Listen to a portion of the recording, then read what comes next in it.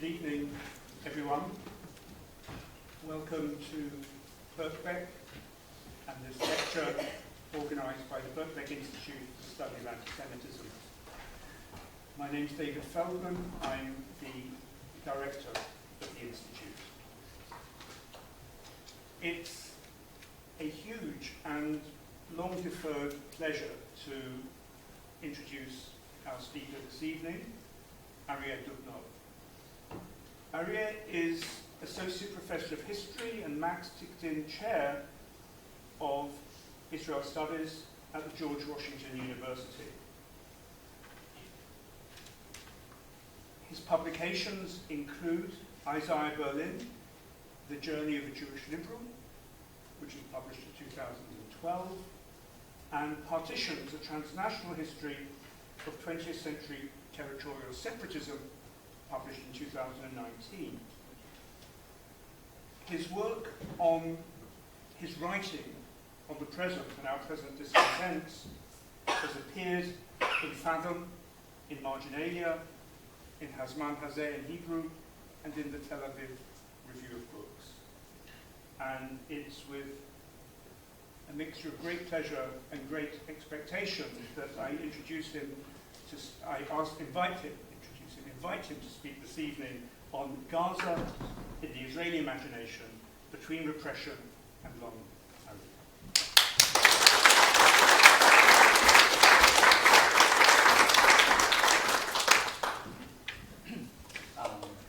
Thank you, David, for this very generous introduction. Thank you all for coming. Ramadan Kareem for those of you who are celebrating. And thank you also to the team here at BISA. I'm still getting used to the acronym for organizing and tonight's lecture. As always, I've over-prepared, so I'll jump right into it. What I'm about to present today is a work in progress. It's an essay I'm writing these days, can be described as a wartime treatise. It's written in a time of intense pain, a sense of unfolding catastrophe. It's also, I hope, an essay about the role of images and cultural tropes and the long shadow that they cast. Judith Shklar argued many years ago that we all carry with us a mixed bag of ideas reçues, and in order to travel with it through an ever-changing world, we must shift it around occasionally, drop something here, add something there. And I agree very much so with that statement, but however, for Shklar, who's approaching the subject from a vantage point of a philosopher, the task of political theory for her is to give a variety of these common encounters a coherent form, or what she calls a clear voice. Now, not a philosopher myself, but simply a chronicler of the past and maybe also the present, I have no intention of imposing coherence on something that is experienced as a breakdown, fragmentation, and unintelligibility. It is not my task to discern some sort of a consistent tradition that allows us to avoid the utter sense of confusion, shock, and disillusionment that is part of our present. My argument this evening is quite different and even might sound banal. To fathom the Israelis' reactions to October 7th unfolding, one must delve into the collective reservoir of vernacular images, preconceived notions, hopes, anxieties. To quote Reinhold Koselleck, the German historian, concepts of the enemy are not created overnight. They are preconditions, and yet they are formulated in a single moment in actu and put into action. So culture, according to this reading, is created when demarcations that are separating the us from the them are solidified and institutionalized, and these do not sprout out of nowhere and only appear in the crucible of war. Furthermore, perhaps what makes an event be experienced as such a cataclysmic one is its ability to disrupt and disintegrate well-established impressions and preconceived notions. And what is shockingly new today is, despite the scales that are new, it's not the spectacle of violence in itself, but the collapse of well-established visual order that allowed it to be contained. And the image you see before you perhaps speaks to this. Many years ago, in the late 80s, historian Michael Adas wrote a brilliant book entitled Machines as a Measure of Men, showing how technology, even more than religion, became the chief source of Western European sense of superiority, particularly in their interactions with people overseas. And the eye-catching images of the kind you see here, demonstrating the capabilities of Israel's Iron Dome defense missile system to intercept Hamas rockets fired from the Gaza Strip, played a crucial role for almost 2 decades in making the idea of a conflict management seem more digestible to the Israeli public as well as audience abroad. This constant crisis management approach was based on the assertion that was promoted by the Israeli right wing that the conflict with the Palestinians was not more than a mosquito bite, with some would say a sharpnel in one's buttocks, as the former Prime Minister Naftali Bennett once called it. That is a problem that it's better to manage it rather than try and solve it, and because the Palestinian issue, it doesn't present a risk, an existential risk to Israel. And projecting power, a neoliberal type of imagery and fantasies about startup nation and its ability and the blind trust in the Israeli intelligence and its surveillance technologies and Fauda-style special op shows allowed some sort of out of mind, out of sight attitude on behalf of the Israelis. And this, in a way, is so much of what collapsed in October 7th. And so much of the present moment is experienced by Israelis as a return to square one, and this is a radical situation, therefore, in the literal sense. It goes back to the root issues. So what is Gaza in the Israeli Jewish imagination? One is tempted to bring about the heavy chariots of biblical references, to mythologize and to turn to metaphysics, to avoid historicization and thinking about politics. Now, yes, it is true that modern retellings of the story of Samson and the merciless fight against the Philistines of Gaza often serve that function. And even phrases such as the heavy gates of Gaza, Sha'arei Gaza Kedim, from the book of Judges, taken from Samson's story, turned into figures of speech in modern Hebrew. Nonetheless, it is very important also to mention what Gaza is not. Unlike sites of Jewish religious significance that you find in the West Bank, the Patriarchs and Hebron, and of course Eastern Jerusalem and the Western Wall, Gaza does not have the same religious presence and significance as far as Jewish religion goes. It is worth stating this up front because as we speak these days, there is a concentrated effort made by religious settlers, leaders, journalists, and rabbis to call for the resettlement of Gaza and present it as a Jewish site, and therefore describe it as a return. An example can be seen on this slide, an article that is entitled in Hebrew, Shiva October. It's a pun in Hebrew. It sounds like Shiva October, the 7th of October, but it actually means return in October. So it employs the theological language of returning to Gaza. And of course, it is accompanied by numerous other sermons of rabbis and others that will say that Gaza is mentioned 22 times in the Bible. Yes, that is correct. Tyre, the city of Tzor in Lebanon, is mentioned 42 times. It doesn't mean that you automatically call to return to Gaza. So I can speak to that more in the Q&A, but actually, as far as Jewish religion is concerned, part of what sometimes was attractive about Gaza is that in terms of, as far as Talmudic law goes, Gaza is considered chutz la'aretz, which is the term of outside the borders of the Holy Land.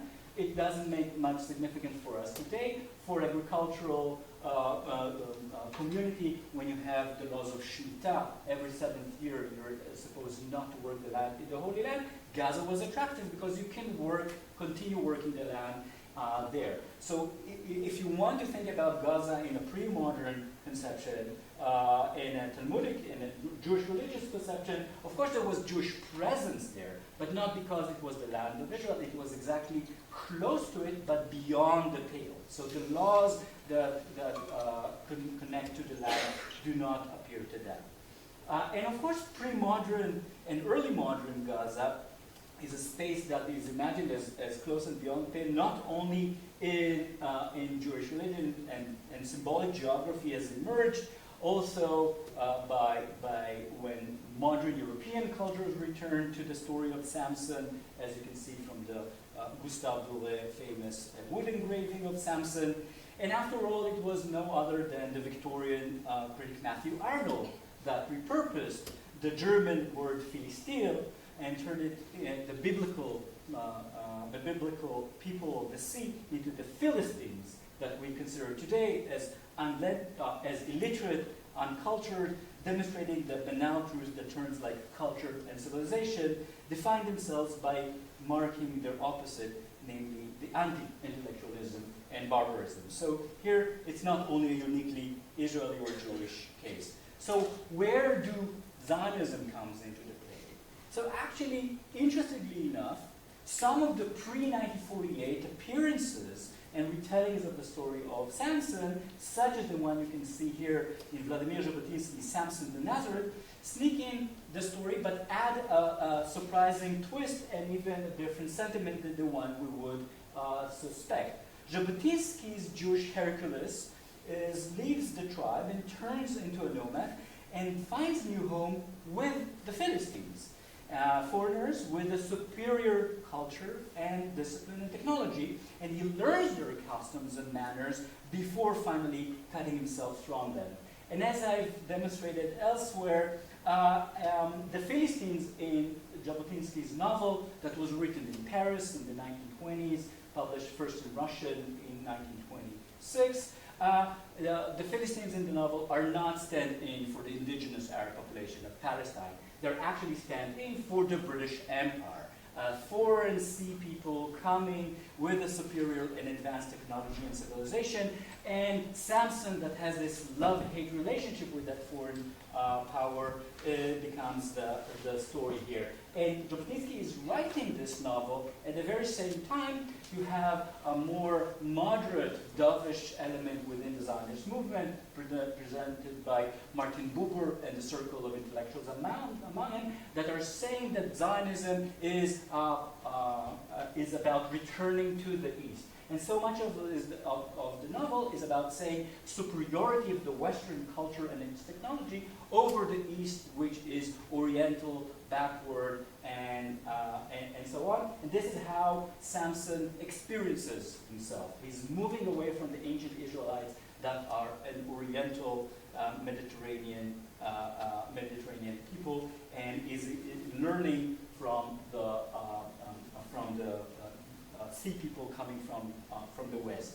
And it is very symbolic that the year in which Jabotinsky's novel comes out in Hebrew in 1929 is actually the year that marks the end of Jewish presence in Gaza. It was the only few Jewish families resided in the city of Gaza at the time, and during the riots of that summer, all of the Jewish residents of Gaza squeezed in a small local hotel, Abraham Yofe Hotel, owned by a Jew. The security personnel were local Arabs. They were besieged and then evacuated by the British authorities that did not allow them to return to the city except to collect their belongings. So in a way, 1929 marks the end of Jewish presence in Gaza in the pre-independence period. And it's interesting that one Israeli author, Yehudit Katzir, her great-grandmother was one of those families. A few years ago in 2013, she wrote a beautiful novel using the family record in a novel that was entitled Tzila, named after her great-grandmother, Tzila Rambam Margolin. Now, I mentioned this novel, because it's a beautiful read for those of you who can read the Hebrew. It's a wonderful novel about the resilience of women. You can learn about it, for instance, about her grandmother opening probably what was the first vegetarian restaurant in the Haram Street in Tel Aviv. But you don't have in it a sentiment of longing to return to Gaza. There's nothing about it that says there's a lost home waiting for us there. So it's a sentiment that we'll return to. So Gaza's otherness, in that sense, as something that is located close but beyond the imagined Jewish state, was something that is clear in culture, but also evident in the political maps. If you think about the partition plans that were offered for Palestine, first in 1937 in the context of the Lord Peel's Commission of Inquiry that was sent to Palestine, and a decade later, this time by the United Nations, once the British passed that hot potato called Palestine to the UN, no longer wishing to contain the conflict, but looking for a quick and dirty exit strategy from the region. It was also in this context of partition plans that the Zionist movement started moving its settler emphasis from the coastal plain and the fertile valleys of the Galilee in the north to the area of the Negev. And despite discussions about attempts to purchase land in the Negev in earlier cases, before the 1940s, you don't see serious attempts to settle the Negev. And there was, and the main push forward was made in October 1946 in an operation carried out in a veil, under a veil of secrecy, a few hours after the end of the Yom Kippur fast, and resulting in the establishment of 11 settlements. And the timing is significant because this was the time in which the UNSCOP committee members were visiting Palestine. And the stated rationale and the goal of the 11 points operation was to ensure that the northwest region of the Negev would be included in the borders of the future Jewish state. So I couldn't find a map in English, but you can see those points marked in red and the map before you. And this was also the moment that probably a very important slogan emerged, where the Jewish plow plows the last furrow. That's where our border will be marked. במקום בתחרוש המחרשה היהודית את התלם האחרון, שם יעבור גבולנו. It captures the operations rationale in a very Tabenkinist type of ideology. I can talk about it in the Q&A, ascribing to the kibbutz movement a dual role of serving both as the pioneering socialist avant-garde, but also something that established almost quasi-military strongholds. And one of those strongholds, for instance, one of those 11 points was Kfar Darom, literally southern village, at the outskirts of Dir el-Balach, and also Kibbutz Be'eri, that you probably heard about in the news because it suffered the heaviest casualties during the October 7 massacre. These were both established as part of that 11 points operation. Kfar Darom will make a reappearance time and again in the Chronicles of Israel. In 1948, during the war, it was besieged for 222 days and ultimately destroyed by the Egyptian Expeditionary Force. Most of the other points managed to repel attacks. And after 1967, in the early 70s, it will be rebuilt as part of the plan, of the Five Fingers plan that I will mention later on. And in 2005, the same Kfar Darom was evacuated and destroyed as part of the Ariel Sharon's disengagement plan. So the photo you see at the bottom from August 2005, the residents there are carrying the sign, Kfar Darom we shall not fall twice, from that period. But of course the pivotal and determining factor in the story of Gaza was of course the 1948 wars, and this is what also remains the dominant feature in the history of the Gaza Strip, and this is what also turned Gaza as a city into a strip. The demography of the area, of course, changed radically. An influx of Palestinian refugees saw Gaza's population triple to around 200,000. And also the geography change, the stretch of land that we refer today as Gaza, technically the Gaza Strip, was actually born out of the Egyptian-Israeli armistice agreements that were signed in Rhodes in February 1949 under the UN mediation of Ralph Bunche. And those of you who are unfamiliar with the scales, the map can be misconceiving. It's a miniature, of course, stretch of land, 25 miles in long. I mean, luckily I'm in a civilized world, and here we can talk in a metric system. So it's a 40-kilometer long, so you can even not run a marathon if you run the longest stretch there. And it's in width-wise, it's between 6 to 12 kilometers long.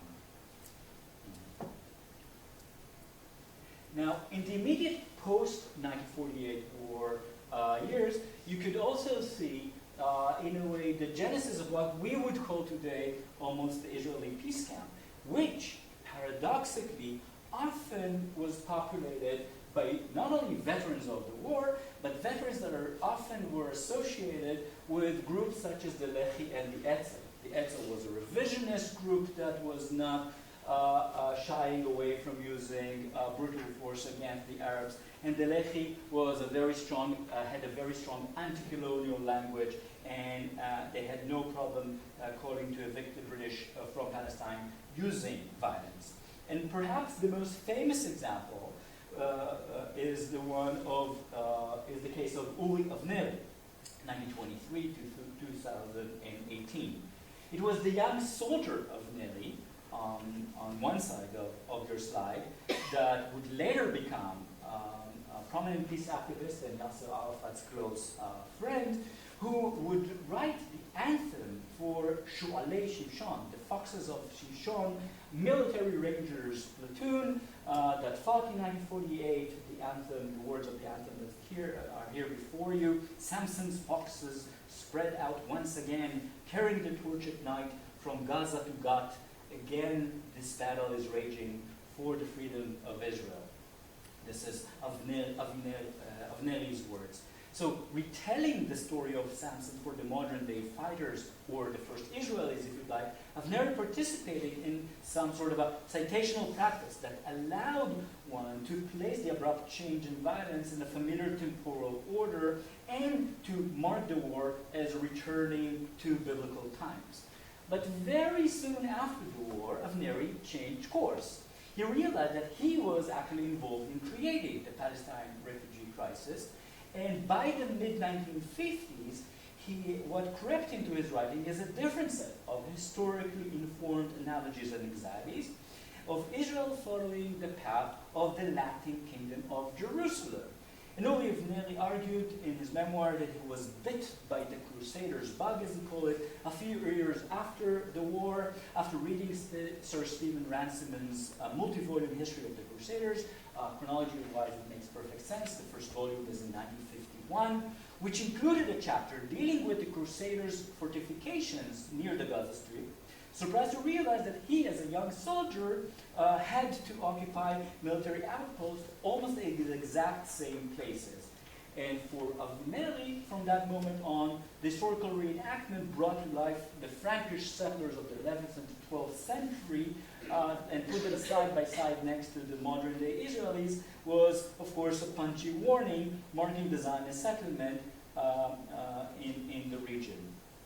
What also emerged immediately during the 1948 war was the strong linkage between Holocaust memory and the Israel-Palestine conflict. Avneri, who I mentioned earlier, borrowed the biblical imagery regarding Samson from this gentleman, partisan turned poet Abba Kovnil, born 1918, died 1987, who, after fighting the Nazis in the Vilna Ghetto uprising in snow-covered East European forest, joined the IDF and became the Givati Brigade's educational officer, boosting the morale of his men before battle. And you see him here joining the fighters of Kibbutz Yad Mordechai. Now, the battle sites themselves suggested what I call entangled memory. Kibbutz Yad Mordechai, named after Mordechai Anilevich, the leader of the Warsaw Ghetto uprising, was on the war front near Gaza. It was established by the Marxist Zionist group Hashomer HaTzair in 1946. And during the war of 1948, the kibbutz withstood several attacks by Egyptian army. Now, the heavy artillery shelling of the kibbutz left its water tower damaged, as you can see from this photo, courtesy of my father-in-law. And the decision was made to leave the the damaged water tower in its place to serve as some sort of a physical aide-memoire for the heroism of the 1948 war. And shortly after that, the statue of Mordechai Anilevich, prepared by the Polish Jewish sculptor Natan Ratopol, was placed nearby. So physically, you put these two memoirs next to each other. And the local museum that was established nearby was curated accordingly, and it was kind of modeled after the bunker Mordechai Anilevich had in the, during the ghetto uprising. And during the second week of the present war, the same bunker was hit directly by a Hamas rocket, and more precisely, the reconstructed bunker, right, of Anilevich. And the headline in Haaretz reporting about it simply read, "You can't make up this stuff." The idea that these sites are returning time and again. But even in the case of Abba Kovnil, we found it very interesting move on his behalf immediately at the end of the war. In his second big poema, as we call it, "Farewell to the South," with the Dame and the Womb, was written in 1949. It's almost a saga-like story of the Givati Brigade fight in the Southern Front. And among the most striking and intriguing expressions of the Palestinian tragedy actually appear in that poem, in this poem cycle. And Kovner does not embellish the events or try to cover up the expulsion and the destruction of the area. He described the destroyed villages and even suggests that this is a repetition of a crime that occurred in the Spanish town of Guernica that we all know from Picasso's famous painting. You can see my crude English translation from his poem. "From here, there, no road, all is torn and cut, sea of helmets that fell, caps and hill, and every hill a Guernica. Guernica on every hill." This also became a catchphrase, so to speak, that is now used again in contemporary discussion. So the overall sentiment in Abba Kovnil's poem is still very nationalistic and Zionist. Know that. There's no hint that he's of doubt regarding the righteousness of the war itself. However, his perspective is empathic towards the Palestinian tragedy in a very authentic way, and he does not try to sugarcoat it there.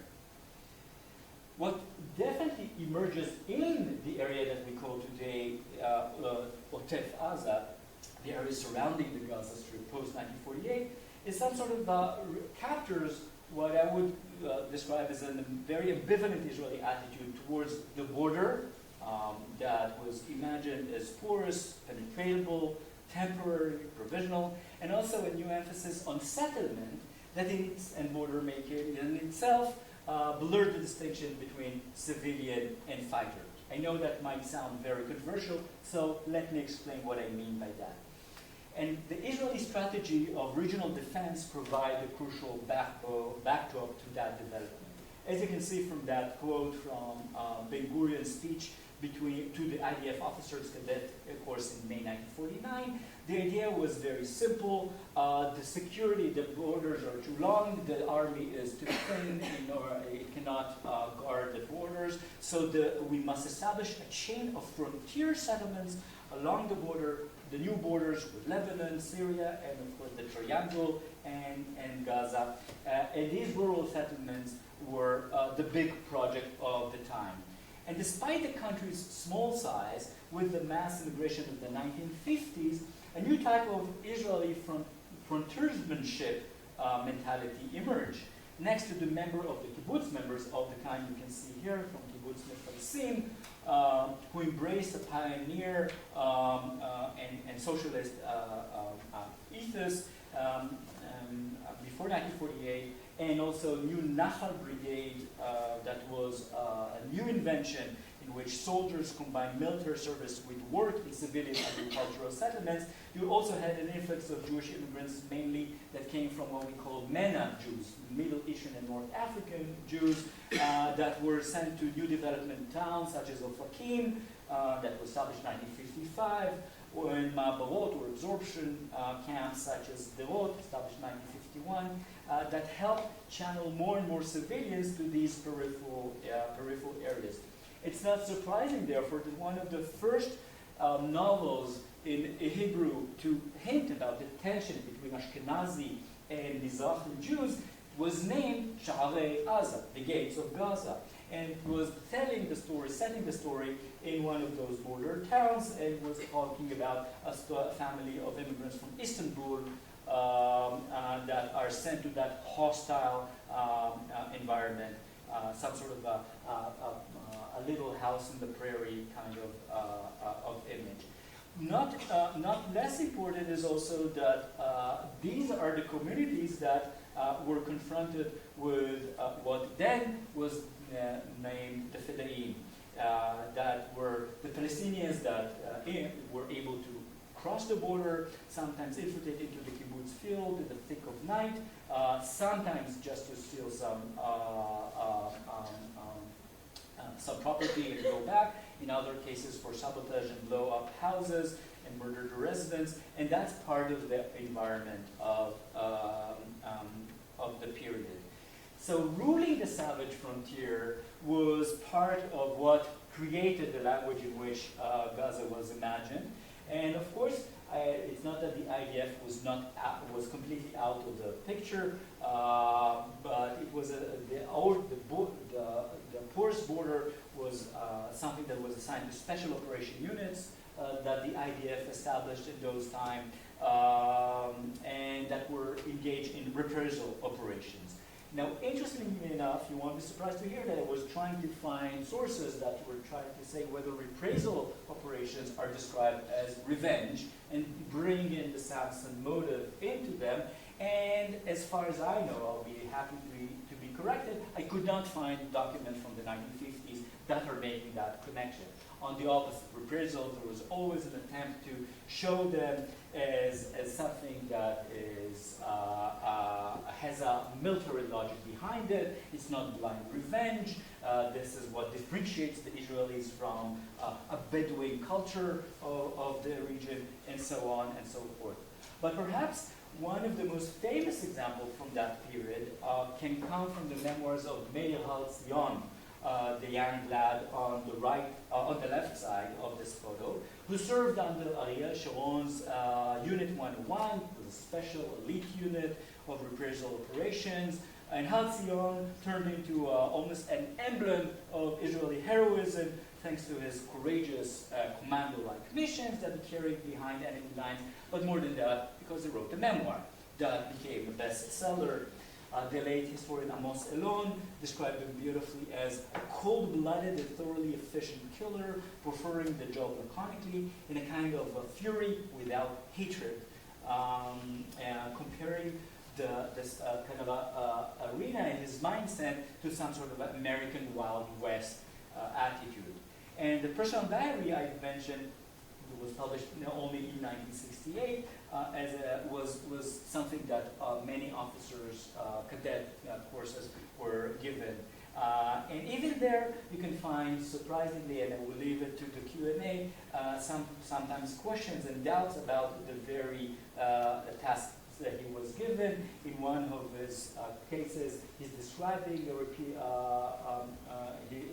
his feelings when he's coming back from an operation in Gaza in 1953, and he's saying, I'm reminded of the green, quiet gardens.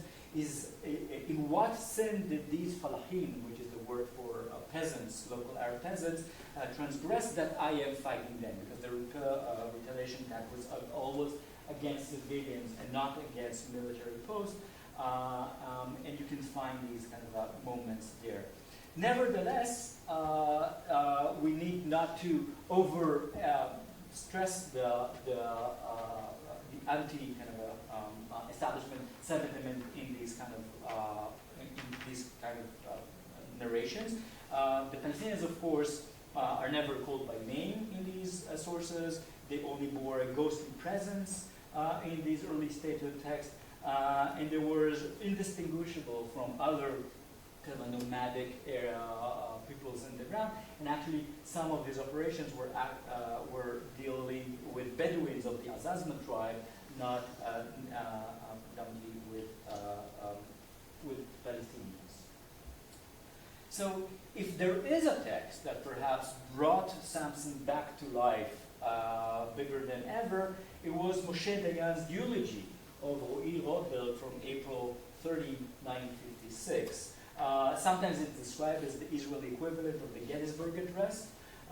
It demonstrates remarkably well Dayan's beautiful control of Hebrew prose, and it's a text that is full of echoes and references to biblical stories.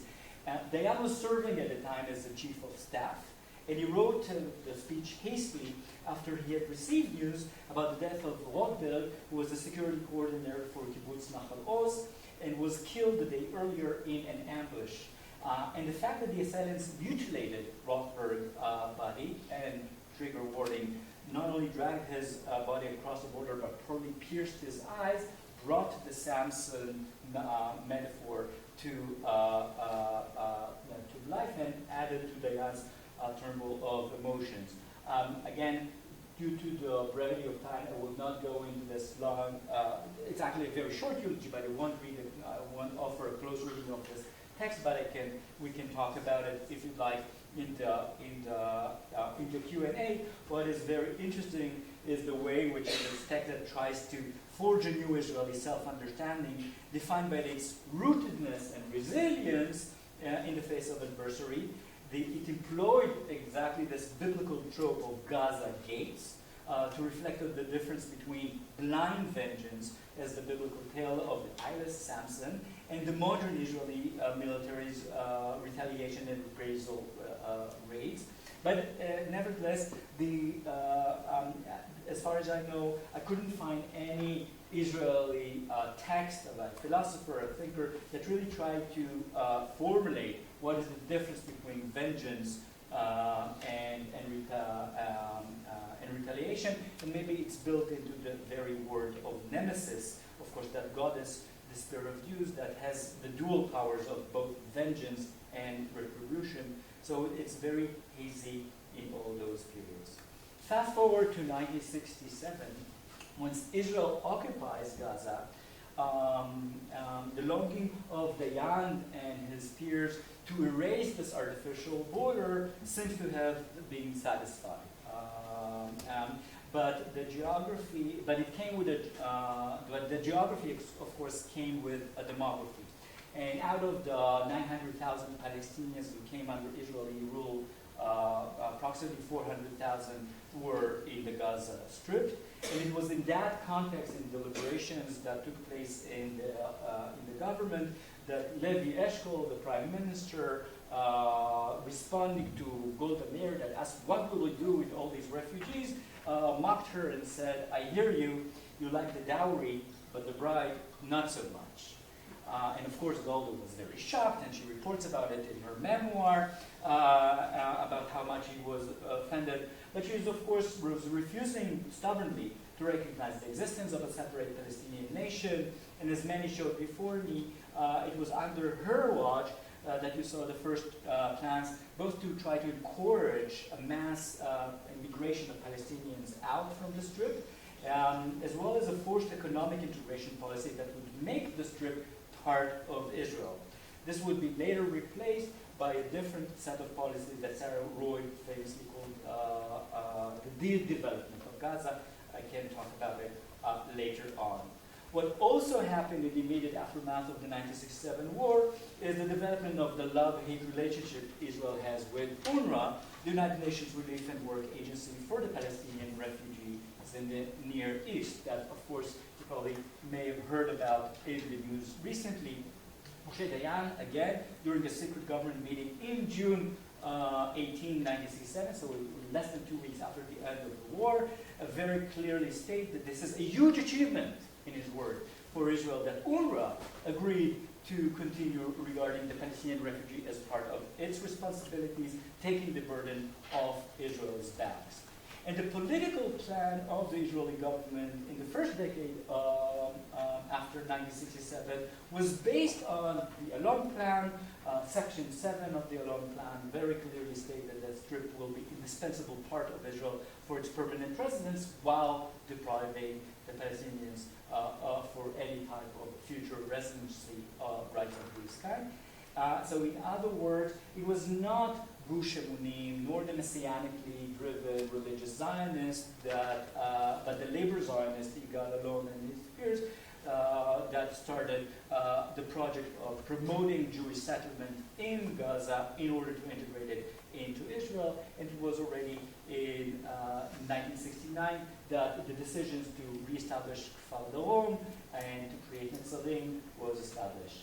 Now, switching back to my cultural historian argument, I would argue the following, that paradoxically, it would exactly be in the 1970s, precisely when Gaza was integrated into Israeli territory, when Israelis could freely travel into Gaza and out, and even Gazan day laborers could come to work in Israel, that Gaza began to be perceived not as an actual place, not as a physical site, but as some sort of a mirror through which the Israelis understood themselves.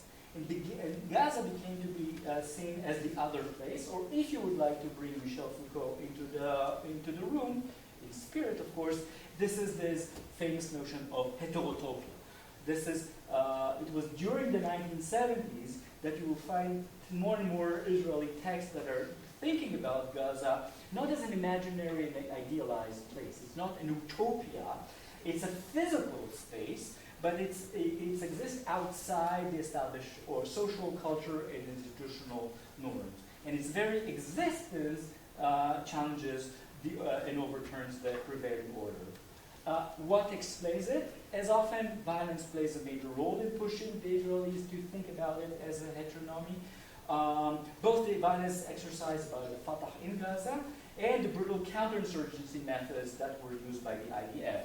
1971 is a crucial year in that respect, and it was in that period that the Israelis were not dealing with the type of Feda'in infiltrations that we saw during the 1950s, but attempts to turn out, the main method of resistance was throwing grenades at Israeli vehicles on the roads at citizens and families that were visiting Gaza. Interestingly enough, the key, one of the key terror attacks was targeting a family of Anglo-Jewish newcomers, the Arie family. A grenade was thrown into their car. 2 children were killed. The parents were injured but survived the attack. I reproduced the report from Ma'ariv. For me as a historian, it was very interesting to see that it even didn't make it to the headline. It's page 3 of the newspaper. Now, in the history books, I know that this is considered the launch of the kind of what gave Arik Sharon the excuse to start a very brutal counterinsurgency campaign, and the story becomes even more interesting. Alio, the father of the family, was turned it into a personal campaign and started using the photos of his slaughtered children and reproducing them and sending them to Israeli cities. And this almost one-man campaign played a very important role in there. But Ariel Sharon then comes back into Gaza, now in his position as the governor, as the commander of the Southern Command, and this is where he starts using a very brutal combination of quote-unquote heavy warfare, so bringing in tanks and bulldozers that would open up streets, accompanied with these kind of surgical strikes and warfare, using techniques of commando warfare against guerrilla organizations, headed by Meir Dagan, who later became the head of the Mossad. The Israeli culture picked up on that moment extremely quickly. And perhaps the most, one of the examples I like using very much is from this poem by Arie Einstein, perhaps the most famous Israeli singer-songwriter, sometimes described as the soundtrack of Israel, who was at the height of his career at the time. He released a music album called Sale'ah, Drive Slowly, and this is the theme song. Sale'ah describes him and his buddies driving to give a concert somewhere there in the south. It's not clear where. And the song goes, I'm driving in the old car into the rainy night. Zvi, one of his buddies, he's also always the joker in the group, says that life was discovered on a remote star. And I think, Einstein the driver thinks to himself, soon it will be Gaza, in Hebrew, Gaza. Let's hope that some grenade won't be thrown at us and we will all go to hell, in Hebrew, Azazel. And why do I mention this song? Because this is where the moments in which the Azazel, that kind of a famous place in which you would take a scapegoat and throw it,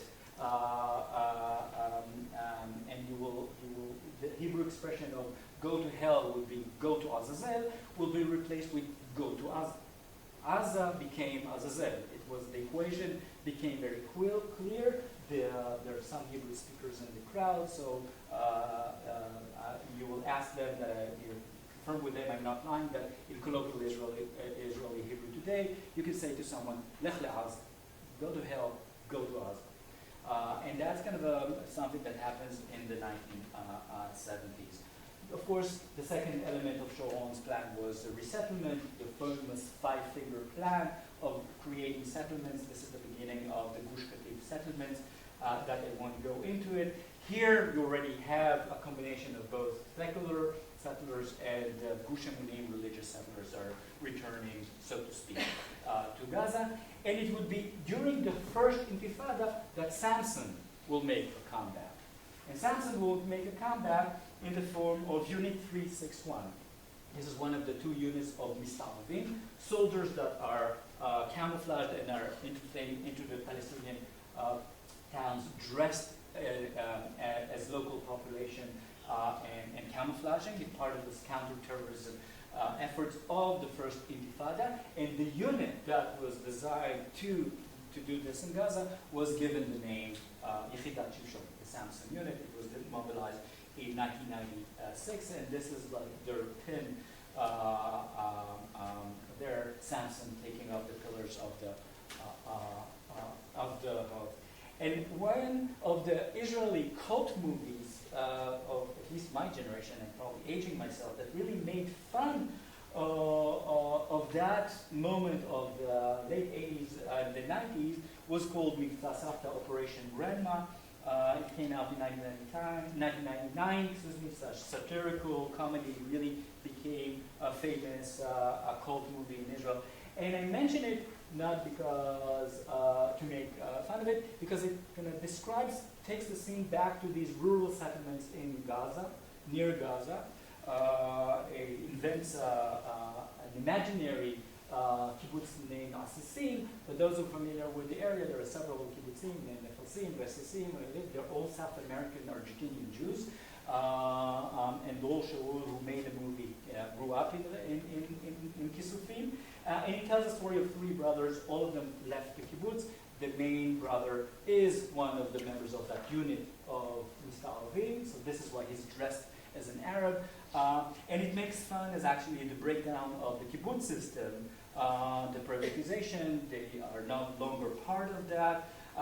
And actually the entire plot is about arranging the funeral of the grandma, who was one of the founders of the kibbutz back in the 40s, but no one really cares about it, and the main brother is actually more busy in the fact that this night he has to have a secure operation. And the entire funeral is run, as if it's a Mistalvim type of operation. This kind of a fun, sugar-coated, and a reality in Gaza that was often described almost as the Israeli version of the apocalypse now.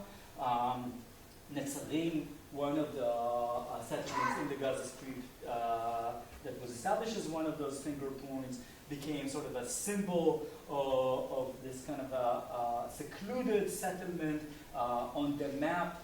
You could see it. It looked like one road leading to it, like a lollipop. I remember serving as a soldier in that area. That's one of the things that pushed me to stop serving in the occupied territories. And it was about 60 families lived there, but 2 brigades that had to secure them. And it had a very strong religious character to it. So the same Ariel Sharon that created the Gush Katif settlements was the one that decided to close the there. And this is where the last perhaps stage in our cultural metaphors creates. The evacuation, the dismantling of those 21 settlements of Gush Katif, and about 10,000 residents lived there, were brought back. And the symbol, one of the symbols, was the checkpoint near Kibbutz Kisufim. Now, for the Hebrew speakers here, I need to add an important mention that kind of alludes to the title of my talk. Kisufim also means in Hebrew longing. Chasef lemashu is to yearn or long for something. And of course, no one with a poetic mindset could ignore the idea that now you close the gate on your longing. That's when you say the gate on Kisufim is closed. And of course, the right wing picked up on this. There are several texts of this kind.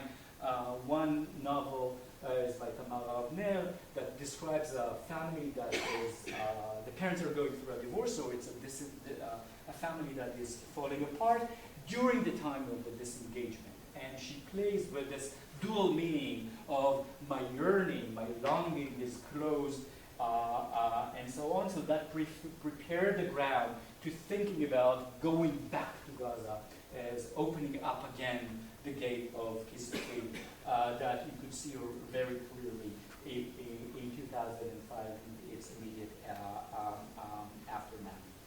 So we reach October 7, square one of in the monopoly, as I've mentioned to it, in the surprise attack in which the invasion, kind of the Hamas fighters and the other groups were able to double the size, if not even triple the size of Gaza in terms of the areas that they penetrated. Of course, the first to be hit are the kibbutzim from those 11 points I've mentioned earlier. When you look at the responses of the Israelis, Guernica reappeared, but now as an experience, as the way that explains the Israeli experience of families that are trapped in their houses, waiting for assistance, and no help is coming. And part of what became very dicey in the Israeli context is that so many of those kibbutzim members were, paradoxically today, actually on the political left. They were the more peace movement type of groups, and these are also the ones that felt increasingly alienated from the Israeli alt-right government that was more and more dominated by religious settlers. They were using, and it's a classical Israeli trope, kind of the type of language you would use when you're blurring a settler and a soldier commitment. This is a poster of the kibbutz movement, the United Kibbutz movement, calling upon its members, encouraging them to come out and demonstrate against the Israeli government. And of course, the October 7 attack came against a background of almost 40 years of constant mass demonstrations against the government.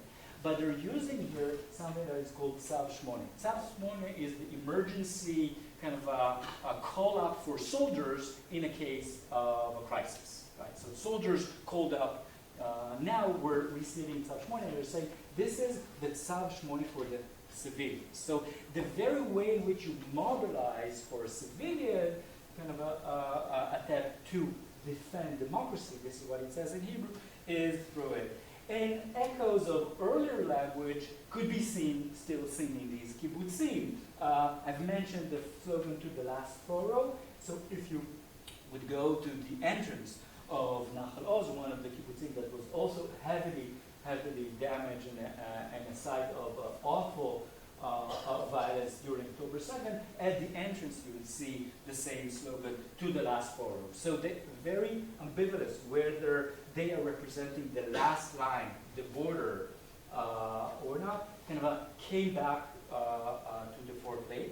And it would be predominantly from religious settlers that you will find a language that starts fusing Samson and the Holocaust. And this is one example. I could bring numerous other. This is a poem by Yochai Haddad, and this is where I'll end my talk. It's a poem that echoes paraphrases a very famous poem by Dan Pagis from 1970. The Dan Pagis original poem is the one carved in stone in the slide before you. It's written in pencil in the sealed freight cart, which is an iconic poem in the shelves of Hebrew poetry. It deserves much attention. It features in many anthologies in different languages of the world, and it's about Holocaust memory, about a mother that is caught in a freight car leading her to a death camp. So he's paraphrasing the poem by Dan Pagis and adding the Samson story, and writes, and again, this is my translation here. So the original, I will just read you the original Dan Pagis poem about the Holocaust, and then we'll move to the new poem. The original Pagis poem is the following one. Here in this carload, I am Eve with Abel, my son. If you see my other son, Cain, son of man, tell him that I. And this is where the poem ends.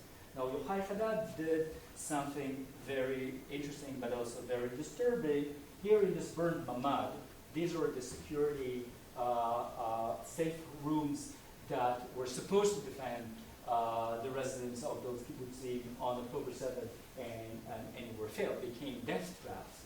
I, Eve, with my son Abel, if you see my firstborn Cain, son of Adam, tell him, and here's the critical twist, revenge, if only for one of my two eyes. This is a paraphrase of the Samson story, that after he was blinded, he was going for revenge.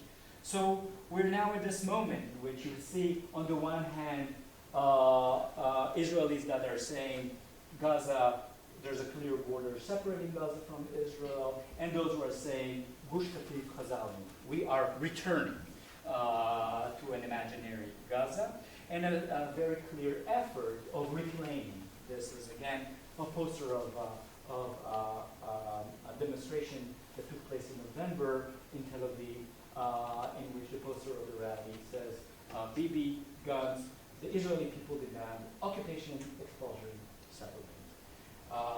And this is where we stand. I think that that's more than enough, and I will open up the floor.